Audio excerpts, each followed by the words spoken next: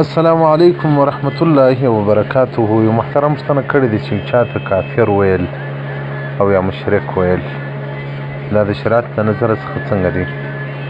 محترمه د عبدالله بن عمر رضی الله عنه څخه روایت دی چې رسول الله صلی الله علیه وسلم مبارک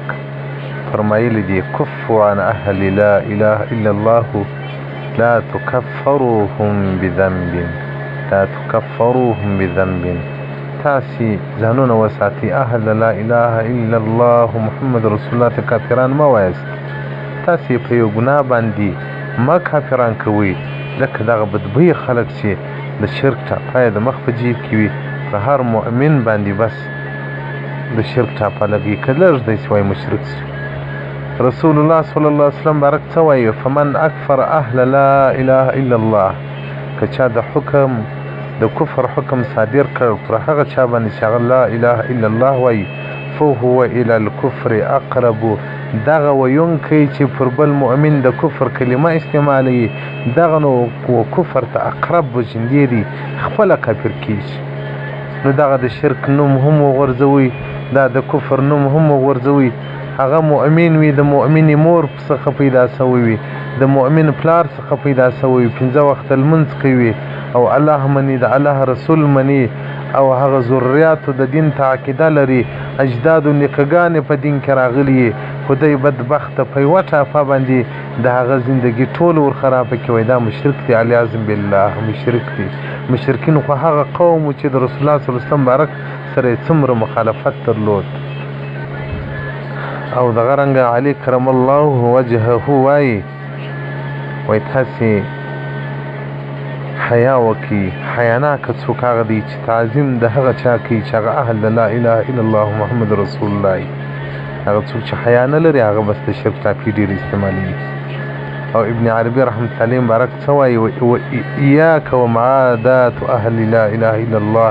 ځان وساته له دښمنۍ څخه د لا اله الا الله یعنې د مسلمان د دښمنۍ څخه فإن لهم من الله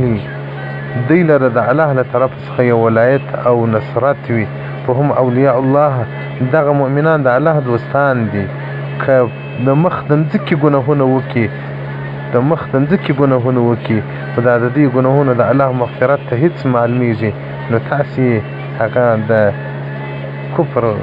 حکم ورباندې مه کوئ نو محترمینو په دې کې ډېر استناب وکړي. له بده مرغه زموږ په جامعه کې دا خبرې ډېرې اوس عامې سوي دي او عامې سړی هم بس دا خبره په خوله کې پلانکي خو شرک وکړي. یو وخت زه یو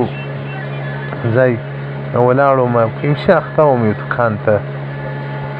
2-3 نفره سره ګډ دي یو بل ته وایي پلانکی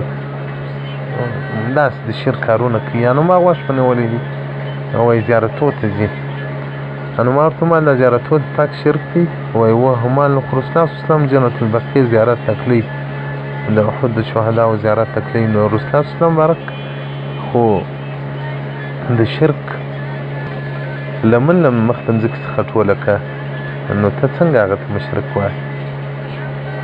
ویا دی خو یې له زیارته غواړي ښه ما له زیارته یې غواړي لوکې ما ته په خبرې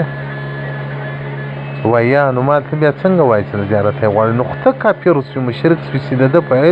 پر زړه دې علم پیدا کړي پر حیرت ډېره دې کتله ما نو خو وغږېږه بې غیرته بس د شرک لفظ په خوله کې ښه خوند درکوي شیطان یې په ژبه درته راولي د خدای په لحاظ باندې ځانونه مه کافران کوئ په سمو مسلمانانو مو د شرک فتواوې راخیستې یا مشرک دي